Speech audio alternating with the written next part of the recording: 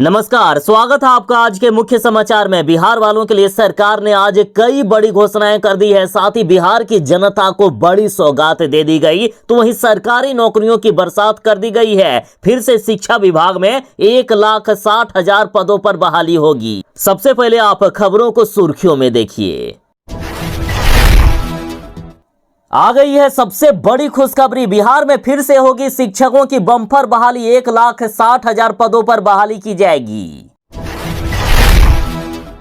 बिहार वालों के लिए आ गई है सबसे बड़ी खबर। मुख्यमंत्री प्रखंड परिवहन योजना के दूसरे चरण के तहत यदि कोई गाड़ी खरीदना चाहते हैं तो बिहार सरकार अपने स्तर से 5 लाख रुपया तक का अनुदान देगी।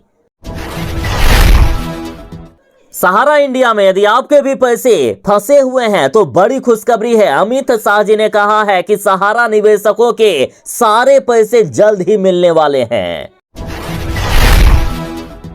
बिहार में अभी बाढ़ ने तबाही मचा कर रखी है और ऐसे कंडीशन में यदि पशुपालकों या किसानों के पशु की मृत्यु हो जाती है तो सरकार मदद के रूप में 37 से लेकर 40,000 रुपया तक देगी। बिहार के सभी जिलों में भूमि सर्वेक्षण का कार्य किया जाएगा और बिहार के जितने भी गरीब हैं जिनके पास जमीन नहीं है उन्हें सरकार जमीन देने का कार्य करेगी। मौसम विभाग ने बिहार में आज से अगले 3 दिनों तक भारी बारिश का अलर्ट जारी कर दिया है। बिहार में जमकर बारिश होने वाली है। बिहार में यदि कोई भी परीक्षा का क्वेश्चन पेपर लीक करते हुए या उसमें संलिप्तता पाई जाती है तो 10 साल तक की सजा होगी। 1 करोड़ रुपए का जुर्माना भी भरना पड़ेगा। बिहार में आयुष्मान कार्ड बनाने में अब युद्ध स्तर पर तैयारी कर ली गई है और 7 दिनों में 92 लाख आयुष्मान कार्ड बनाकर तैयार किया जाएगा। बिहार को पूरे देश में सबसे ज्यादा बजट के रूप में 58,900 करोड़ रुपए मिले हैं। फिर भी मुख्यमंत्री नीतीश कुमार जी नहीं मानने वाले हैं। नीतीश कुमार जी ने इस बार कहा कि बिहार में बढ़े आरक्षण को 9वीं सूची में शामिल किया जाए। साथ ही नीतीश कुमार जी ने फिर से स्पेशल राज्य का दर्जा मांग दिया है। बिहार के मनीष कश्यप के बाद अब फेमस यूट्यूबर ध्रुव राठी की मुश्किलें बढ़ गई है। ध्रुव राठी भी जेल जा सकते हैं। आखिरकार सम्राट चौधरी का पत्ता साफ हो ही गया। अब दिलीप जायसवाल संभालेंगे प्रदेश अध्यक्ष की कुर्सी। सम्राट चौधरी को हटा दिया गया है। नीट पेपर लीक मामले में बड़ा खुलासा हुआ है कि नीट का प्रश्न पत्र 35 से लेकर 60 लाख रुपए में बेचे गए थे और पटना के 150 छात्रों में बांटा गया था नीट का पेपर। बिहार में पुल गिरने का सिलसिला रुकने का नाम नहीं ले रहा है। इस बार पूर्णिया के अमोर में फिर से करोड़ों रुपए का पुल गिर गया। खबरों को विस्तार से बात करने से पहले आपसे एक छोटी सी अनुरोध है। कृपया वीडियो को एक प्यारा सा लाइक अवश्य कर दीजिएगा। आपका लाइक करना ही हमारी मेहनत का फल होता है। बिहार वाले यदि कोई सरकार से अनुदान के तौर पर कोई बस लेना चाहते हैं, मिनी बस लेना चाहते हैं या फिर कोई कॉमर्शियल गाड़ी लेना चाहते हैं तो जरा ध्यान दीजिएगा। मुख्यमंत्री प्रखंड परिवहन योजना का दूसरा चरण शुरू हो गया है और इसके लिए आवेदन प्रक्रिया शुरू हो रही है। 1 अगस्त 2024 से आवेदन शुरू होगा जो 25 अगस्त 2024 तक आवेदन लिया जाएगा। तो आखिर किनको लाभ मिलेगा? देखिए, इस योजना का मुख्य उद्देश्य ग्रामीण क्षेत्रों एवं प्रखंडों से जिला मुख्यालय तक आम जनों को यात्री परिवहन व्यवस्था सुलभ कराना एवं राज्य के बेरोजगार युवाओं एवं युवतियों के लिए रोजगार का सृजन करना है। और इस योजना के तहत लाभुकों को बस क्रय करने पर प्रति बस 5 लाख रुपया तक का अनुदान सरकार की ओर से मिलेगा। मतलब जो भी आप बस खरीदेंगे उसमें 5 लाख सरकार देगी। इस योजना के तहत बस को योग्य माना जाएगा एवं मिनी बस को प्राथमिकता दी जाएगी। यदि किसी प्रखंड से कोई दूसरा गाड़ी के लिए अप्लाई करते हैं और वहां कोई बस को अप्लाई नहीं किए हैं तो ऐसी कंडीशन में ही दूसरी गाड़ी पर अनुदान मिलेगा। अब आखिर कौन अप्लाई कर सकते हैं? तो देखिए, इसके अप्लाई करने के लिए लाभुक की न्यूनतम उम्र सीमा 18 वर्ष होना चाहिए, लाभुक के पास ड्राइविंग लाइसेंस होना चाहिए, लाभुक को सरकारी सेवा में कार्यरत या नियोजित नहीं होना चाहिए। किसी प्रखंड में योजना का लाभ लेने हेतु लाभुक को उस प्रखंड का अस्थायी निवासी होना चाहिए। सुयोग्य श्रेणी से एक से अधिक लाभुक संयुक्त रूप से भी आवेदन कर सकते हैं। यानी यदि कोई अकेले बस नहीं लेना चाहते हैं तो 2-4 मिलकर भी बस ले सकते हैं, इसमें कोई दिक्कत नहीं है। तो बस देरी किस बात की, 1 अगस्त से ऑनलाइन अप्लाई हो रहा है, अप्लाई जरूर ही कीजिएगा यदि कोई बस लेने को इच्छुक हैं तो। सहारा इंडिया में यदि आपने भी पैसा रखा था और अभी तक यदि आपके पैसे फंसे हुए हैं तो बड़ी खुशखबरी है, जल्द ही आपको पैसे मिलने वाले हैं। साथ ही अमित शाह जी ने कहा कि सहारा निवेशकों के अब तक 362 करोड़ रुपए लौटा दिए गए हैं और जिन्होंने भी आवेदन कर दिया है उनके पैसे जल्द ही लौटाए जाएंगे। देखिए, केंद्रीय गृह मंत्री अमित शाह जी ने बताया है कि अभी तक 4.2 लाख से भी अधिक निवेशकों को 362.91 करोड़ रुपए वापस कर दिए गए हैं। अमित शाह जी ने राज्यसभा में लिखित उत्तर में कहा है कि ये रुपए सीआरपीसी सहारा रिफंड पोर्टल के माध्यम से वापस किए गए हैं। बाकी आप में भी यदि कोई हैं जिनको पैसे अभी तक नहीं मिले हैं तो जल्द ही पैसे मिलेंगे। यदि कोई हैं जिनको पैसे नहीं मिले हैं तो कमेंट में जरूर ही बताइएगा। बिहार में फिर से होगी शिक्षकों की बम्पर बहाली, 1,60,000 पदों पर बहाली होने वाली है। शिक्षक बनने का सपना देखने वालों के लिए आ गई है सबसे बड़ी खबर। इस बार 1,60,000 शिक्षकों की बहाली होने वाली है और ये बड़ा ऐलान बिहार के शिक्षा मंत्री सुनील कुमार जी ने कर दी है। और साथ ही मुख्यमंत्री नीतीश कुमार जी ने जो घोषणा की है उसके अनुसार अगले 3 से 4 महीनों में 5,70,000 पदों पर बहाली होने वाली है, जिसमें से स्वास्थ्य विभाग में भी लगभग 1.5 लाख पदों पर बहाली होगी। और अब बड़ी खबर आ चुकी है, खबर तो यहां तक आ रही है कि अगले महीने ही 1,60,000 पदों के लिए नोटिफिकेशन आ सकता है। बिहार में यदि बाढ़ के समय में किसी पशुपालक के पशु की मृत्यु हो जाती है या पशु गंभीर रूप से घायल हो जाते हैं तो ऐसी कंडीशन में सरकार पशुपालकों को मदद देने वाली है। देखिए, बाढ़ या आपदा के कारण पशु की मृत्यु होने पर सहायता अनुदान की व्यवस्था की प्रक्रिया शुरू कर दी गई और इसके लिए पशुओं को अलग अलग श्रेणी में बांटा गया है। जैसे पहली श्रेणी में दुग्धकारी पशु आते हैं, जिनमें यदि गाय, भैंस, ऊंट, याक, मिथुन आदि की मृत्यु होती है तो प्रत्येक पशु के हिसाब से 37,500 रुपए मिलेंगे। तो वहीं यदि बकरी, भेड़, सुअर आदि की मृत्यु होती है तो प्रत्येक पशु के हिसाब से 4,000 रुपया करके दिए जाएंगे। तो वहीं अगली कैटेगरी में भारवाही पशु में बैल, ऊंट, घोड़ा आदि को रखा गया है और यदि इनकी मृत्यु होती है तो प्रत्येक पशु के हिसाब से 32,000 रुपए दिए जाएंगे। तो वहीं यदि बछड़ा, खच्चर, गधा, टट्टू आदि की मृत्यु होती है तो प्रत्येक पशु के हिसाब से 20,000 रुपए मिलेंगे। और यदि मुर्गी यानी पोल्ट्री की मृत्यु होती है तो प्रत्येक मुर्गी या मुर्गे के हिसाब से 100 रुपए मिलेंगे। तो वहीं पशु के साथ यदि पशु शेड बनाकर रखे हैं और वो भी क्षतिग्रस्त हो गया है तो ऐसी कंडीशन में 3,000 रुपए प्रत्येक पशु शेड के लिए भी दिया जाएगा। और पशु मृत्यु के 2 कंडीशन हो सकते हैं। पहला, यदि पशु मृत्यु के बाद शव प्राप्त हो जाए, शव प्राप्त हो जाए तो आसानी से पैसे मिल जाएंगे। और यदि शव की प्राप्ति नहीं होती है तो ऐसे कंडीशन में मुखिया, पंचायत समिति सदस्य या जिला परिषद सदस्य से वेरीफाई करके आप पैसे ले सकते हैं।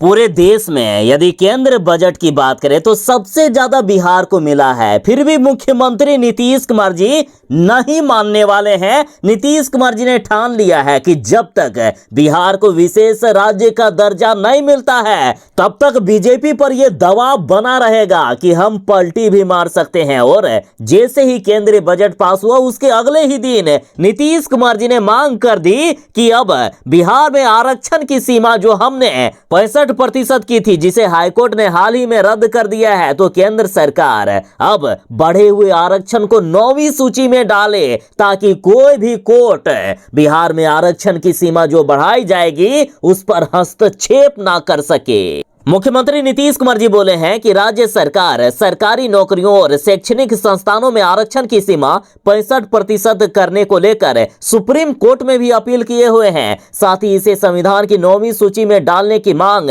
केंद्र सरकार से भी की गई। तो देख रहे हैं ना, मुख्यमंत्री नीतीश कुमार जी बिहार की जितनी समस्याएं हैं, जब तक सारे का हल नहीं निकाल लेते हैं तब तक नहीं मानने वाले हैं। और सुनिए, बिहार को स्पेशल पैकेज के रूप में 58,900 करोड़ रुपए मिले हैं। उसके तुरंत ही बाद मुख्यमंत्री नीतीश कुमार जी ने कह दिया था कि अभी नहीं, सब कुछ धीरे धीरे जानिएगा, हमारी मांग जारी रहेगी और जब तक बिहार को स्पेशल राज्य का दर्जा नहीं दिला देते हैं तब तक मानेंगे नहीं।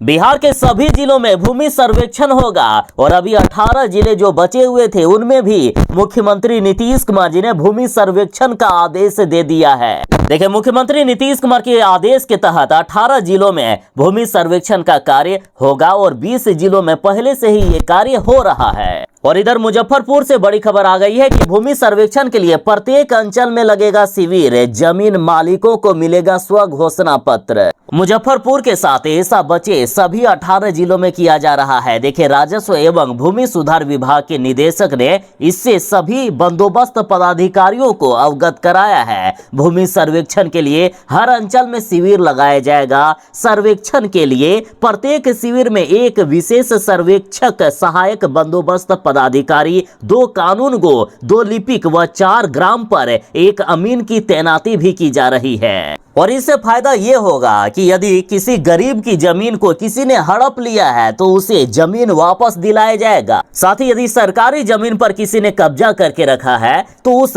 जमीन पर फिर से सरकार अपना कब्जा करेगी और उसे हटाने का काम किया जाएगा। और जो जमीन रिकवर होगा उसे गरीबों के बीच बांटा जाएगा। जिन गरीबों के पास जमीन नहीं है, आवास नहीं है, उन्हें जमीन देने का कार्य बिहार सरकार करेगी। बिहार वालों के लिए बड़ी खबर है। बिहार में अगले 3 दिनों तक भारी बारिश का अलर्ट जारी कर दिया है। देखिए, मौसम विभाग ने अभी अभी बिहार वालों के लिए बड़ी खुशखबरी दी है कि बिहार में आज से अगले 3 दिनों तक भारी बारिश होने वाली है। साथ ही मौसम विज्ञान केंद्र पटना ने उन सभी जिलों की लिस्ट जारी कर दी है जहां भारी बारिश को लेकर चेतावनी दी गई है। और ये जिले हैं पटना, भागलपुर, खगड़िया, सहरसा, मधेपुरा, अररिया, पूर्णिया, कटिहार, पूर्वी चंपारण, पश्चिमी चंपारण, सीतामढ़ी, किशनगंज, गया, बक्सर, अरवल, जहानाबाद, वैशाली, नालंदा, मुंगेर, बेगूसराय, सारण, भोजपुर, कैमूर, रोहतास, औरंगाबाद और नवादा। इन जिलों में भारी बारिश होने वाली है। अगले 3 दिनों के लिए अलर्ट जारी किया गया है। बाकी बचे जिलों में कहीं हल्की तो कहीं मध्यम दर्जे तक की बारिश हो सकती है। यदि आप बिहार में रहते हैं और अभी तक आपका आयुष्मान कार्ड नहीं बना है तो जल्दी से बनवा लीजिएगा, क्योंकि सरकार बिहार में 18 जुलाई से लेकर 31 जुलाई तक आयुष्मान कार्ड बनाने के लिए विशेष अभियान चला रहा है। और इस दौरान यदि आप अप्लाई करेंगे तो बहुत ही कम मेहनत में आपका आयुष्मान कार्ड बनकर तैयार हो जाएगा। और अब तक यदि आंकड़ों की बात करें तो 18 जुलाई से इतने दिन बीत गए हैं, अभी तक मात्र 8 लाख ही आयुष्मान कार्ड बने हैं। अभी जो कुछ ही दिन बचे हैं उसमें से सरकार को 92 लाख आयुष्मान कार्ड बनाकर तैयार करना है। इसलिए अब आयुष्मान कार्ड बनाने के लिए युद्ध स्तर पर काम किया जा रहा है। साथ ही स्वास्थ्य मंत्री जी ने गांवों में माइकिंग कर लोगों को जागरूक करने के लिए कहा है। तो वहीं पीएचडी की दुकान पर भी आयुष्मान कार्ड बन रहा है और पीएचडी की दुकान को सुबह 8 बजे से लेकर शाम तक खुला रखने का निर्देश दिया है ताकि लोग वहां आसानी से आयुष्मान कार्ड बनवा सके। साथ ही स्वास्थ्य मंत्री जी ने आशा कार्यकर्ताओं को भी टास्क दे दिया है कि आप आयुष्मान कार्ड बनवाने के लिए लाभार्थियों को समझाएं बुझाएं, उन्हें प्रेरित करें। ध्यान दीजिएगा, अभियान के तहत जन वितरण प्रणाली की राशन दुकानों में राशन कार्ड धारी लाभुक परिवारों के सदस्यों का भी आयुष्मान कार्ड बनाए जा रहे हैं। तो यदि आप में भी किन्हीं का आयुष्मान कार्ड नहीं बना है या बना भी है तो परिवार में किसी का नाम छूटा हुआ है तो जल्दी से बनवा लीजिएगा, अभी आसानी से बन जाएगा। आखिरकार सम्राट चौधरी से बीजेपी का भरोसा अब कम होने लगा है। देखिए, बड़ी खबर है कि सम्राट चौधरी का पत्ता साफ हो गया। अब दिलीप जायसवाल संभालेंगे प्रदेश अध्यक्ष की कुर्सी। 1 साल पहले चौधरी को मिली थी ये जिम्मेदारी, 1 साल के बाद ही इनको हटा दिया गया। दरअसल केंद्रीय नेतृत्व ने बिहार बीजेपी में बड़ा फेरबदल किया है। बीजेपी ने प्रदेश अध्यक्ष सम्राट चौधरी का पत्ता साफ करते हुए दिलीप जायसवाल को कमान सौंप दी है। दिल्ली जायसवाल अति पिछड़ा वैश्य समाज से आते हैं और मोदी कैबिनेट में सबसे पावरफुल नेता माने जाने वाले अमित शाह के भी बेहद करीबी नेता माने जाते हैं।